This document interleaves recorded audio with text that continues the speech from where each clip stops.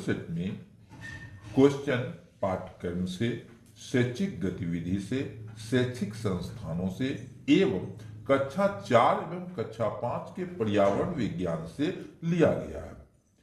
आप लोगों से अनुरोध है कि अपना सुझाव अवश्य दें, साथ ही वीडियो को ज्यादा से ज्यादा शेयर करें। तो पहला क्वेश्चन हमारा है, वर्ग 7 की हिंदी पाठ्य पुस्तक का नाम है। इसका आंसर दोस्तों होगा किसलय भाग 2, यानी कि हिंदी पाठ्य पुस्तक किसलय 1 क्लास 6 में, किसलय 2 क्लास 7 में और किसलय 3 क्लास 8 में पढ़ाया जाता है। अगला क्वेश्चन है, बिहार के सरकारी विद्यालय में पढ़ाई जा रही पुस्तकों में पर्यावरण और हम भाग 2 किस वर्ग से संबंधित है? ए में है वर्ग 1, बी में है वर्ग 2, सी में है वर्ग 3 और डी में है वर्ग 4। तो इसका सही उत्तर होगा वर्ग 4, यानी कि पर्यावरण और हम भाग 1, 2 और 3 है। अगला क्वेश्चन है, बिहार के सरकारी विद्यालय में पर्यावरण और हम पुस्तक की पढ़ाई किस कक्षा से प्रारंभ होती है? विकल्प में है कक्षा 1, कक्षा 2, कक्षा 3 और कक्षा 4। तो यह कक्षा 3 से प्रारंभ होती है। कक्षा 3 में पर्यावरण और हम 1, कक्षा 4 में पर्यावरण और हम भाग 2 और कक्षा 5 में पर्यावरण और हम भाग 3। अगला क्वेश्चन है, अपने प्रारंभिक स्कूलों में विज्ञान विषय की पढ़ाई किस कक्षा से शुरू होती है? तो विज्ञान विषय की पढ़ाई अलग से कक्षा 6 से प्रारंभ होती है। अगला क्वेश्चन है, विद्यालय के चेतना सत्र में सामान्यतः होता है। ए में है प्रार्थना, बी में है व्यायाम, सी में समाचार वाचन एवं डी में है उपर्युक्त सभी। तो इसका आंसर हो जाएगा उपर्युक्त सभी। अगला क्वेश्चन है, बच्चों को प्रचलित पर्व त्योहारों की जानकारी किस विषय के तहत दी जाती है? तो पर्व त्योहार आदि की जानकारी सामान्यतः पर्यावरण अध्ययन में दी जाती है। अगला क्वेश्चन है, शिक्षा मनोविज्ञान का केंद्र है। ए में है बालक, बी में है पशु, सी में है शिक्षक और डी में है पाठ्यक्रम। तो शिक्षा मनोविज्ञान का केंद्र जो होता है वह बालक है। अगला क्वेश्चन है, 6 से 14 के वर्ष के सभी बच्चों को निःशुल्क और अनिवार्य शिक्षा का अधिकार किस अनुच्छेद में किया गया है? तो यह अनुच्छेद 21 ए में है। इसका आंसर हो जाएगा बी। अगला क्वेश्चन है, शिक्षा का अधिकार अधिनियम कब से प्रभावी हुआ? तो शिक्षा का अधिकार अधिनियम 1 अप्रैल 2010 से प्रभावी हुआ, यानी कि शिक्षा का अधिकार अधिनियम 2009 आया और यह लागू हुआ 1 अप्रैल 2010 से। अगला क्वेश्चन है, बच्चों से अभिप्राय किस उम्र तक है? तो 18 वर्ष तक को बच्चा माना जाता है। तो बच्चों से अभिप्राय 18 वर्ष तक है। अब अगले क्वेश्चन को हम लोग देखते हैं। अगला क्वेश्चन है, वर्ग 3 की हिंदी पाठ्य पुस्तक का क्या नाम है?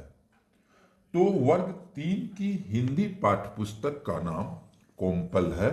इसका आंसर हो जाएगा बी। अगला क्वेश्चन है, एक अच्छा शिक्षक वह है जो अच्छे अंक देता है। बी में ट्यूशन पढ़ाता है, सी में कठोर अनुशासन रखता है और डी में छात्रों के प्रगति के प्रति सचेत रहता है। तो इसका आंसर हो जाएगा डी, छात्रों के प्रगति के प्रति सचेत रहता है। अगला क्वेश्चन है, राज्य के सरकारी विद्यालय में संस्कृत किस कक्षा से पढ़ाई जाती है?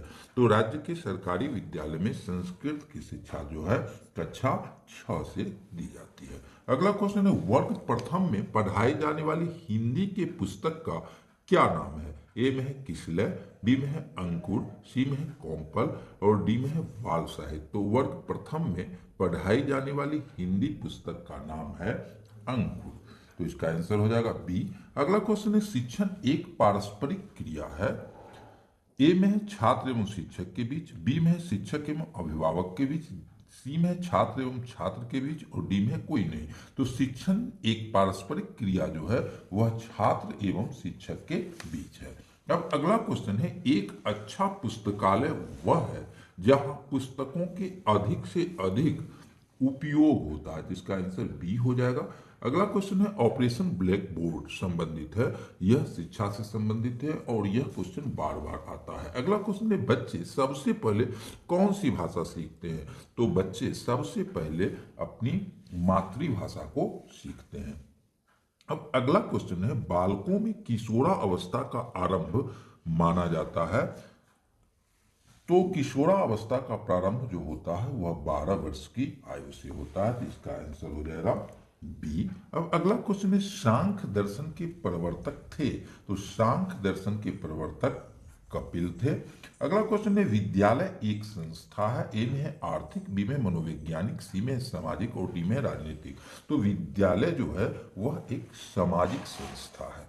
अब अगला क्वेश्चन है शिक्षा के लिए महत्वपूर्ण है, ए में है धन दौलत, बी में है भवन, सी में शिक्षार्थी और डी में है राजनीतिक, तो शिक्षा के लिए सबसे ज्यादा महत्वपूर्ण जो है वह शिक्षार्थी है। अब हम लोग अगले क्वेश्चन को देखते हैं। अगला क्वेश्चन है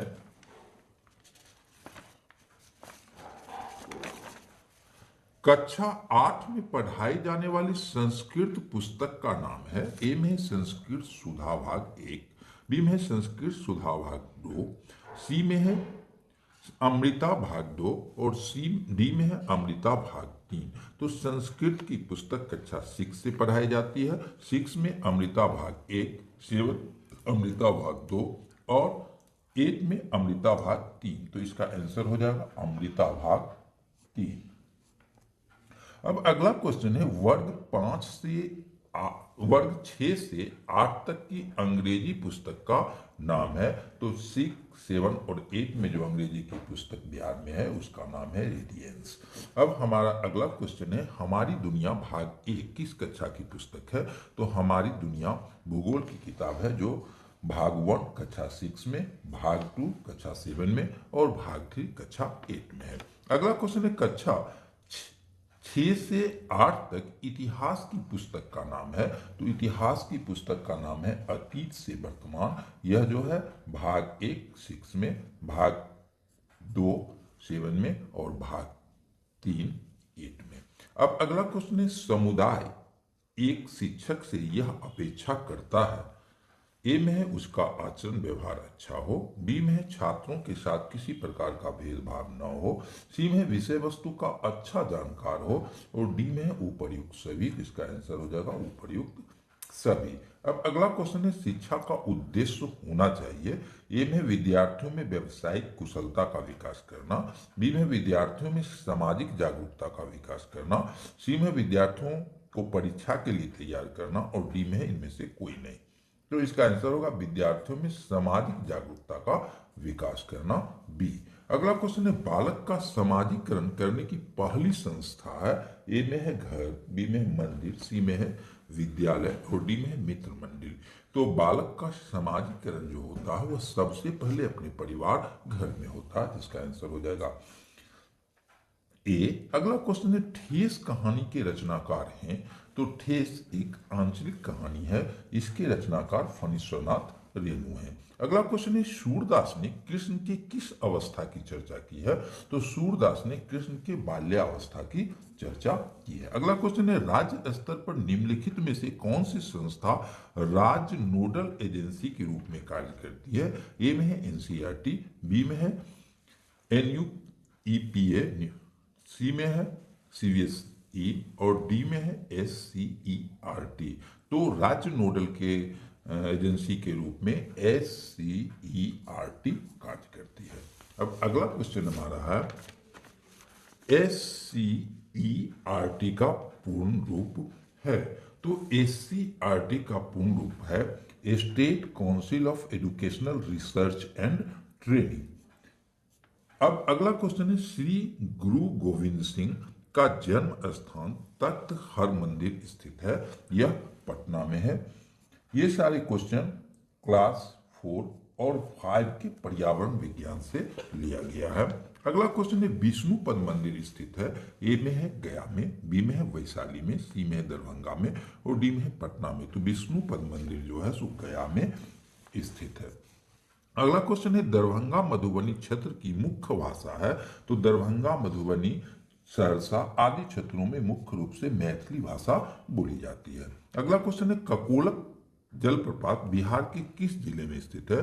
तो ककोलत जलप्रपात बिहार के नवादा जिले में स्थित है। अगला क्वेश्चन है शेरशाह का मकबरा किस शहर में है? तो शेरशाह का मकबरा सासाराम में है। अगला क्वेश्चन है जैन धर्म के संस्थापक थे? तो जैन धर्म के संस्थापक यानी कि वास्तविक संस्थापक महावीर थे। जैन धर्म के प्रथम तीर्थंकर जो थे वे ऋषभदेव थे। अगला क्वेश्चन है सिक्किम की राजधानी है? तो सिक्किम की राजधानी गंगटोक है। अगला क्वेश्चन है इनमें से कौन बिहार का पड़ोसी राज्य नहीं है? इसमें पूछ रहा है कौन बिहार का पड़ोसी राज्य नहीं है? तो उत्तर प्रदेश, झारखंड और पश्चिम बंगाल पड़ोसी राज्य है। उड़ीसा इसका जो है सो पड़ोसी राज्य नहीं है। अब अगला क्वेश्चन है भारत का राष्ट्रगान किसने लिखा? तो भारत का राष्ट्रगान रविंद्रनाथ टैगोर के द्वारा लिखा गया, जिसका आंसर हो जाएगा बी। अगला क्वेश्चन है माउंट एवरेस्ट की ऊंचाई कितनी है? तो माउंट एवरेस्ट की ऊंचाई 8,848 मीटर है, तो इसका आंसर हो जाएगा सी। अब अगला क्वेश्चन है किनके जन्मदिन को बाल दिवस के रूप में मनाया जाता है? तो पंडित जवाहरलाल नेहरू के जन्म को बाल दिवस के रूप में मनाया जाता है। अब अगला क्वेश्चन है बिहार में कुल कितने जिले हैं? तो बिहार में जिलों की संख्या 38 है। अब अगला क्वेश्चन है पटना किस नदी के किनारे स्थित है? तो पटना गंगा नदी के किनारे स्थित है। अब हम लोग अगले क्वेश्चन को देखते हैं। अगला क्वेश्चन हमारा है भारत का राष्ट्रीय पक्षी कौन है? तो भारत का राष्ट्रीय पक्षी मोर है। अब है गौतम बुद्ध का जन्म कहाँ हुआ था? तो गौतम बुद्ध का जन्म नेपाल की तराई में कपिलवस्तु में हुआ था। अगला क्वेश्चन है कोणार्क सूर्य मंदिर कहाँ अवस्थित है? तो कोणार्क का सूर्य मंदिर जो है सो उड़ीसा में है। और अगला क्वेश्चन है बिहार का जल मंदिर कहाँ स्थित है? तो बिहार का जल मंदिर जो है पावापुरी में अवस्थित है। तो ये मॉडल सेट था। आप लोग इसके संबंध में अपना सुझाव देंगे और अभी सिर्फ 50 क्वेश्चन का मॉडल सेट दिया गया है। आगे चल के मॉडल सेट का जो रूप होगा उसके अनुसार दिया जाएगा।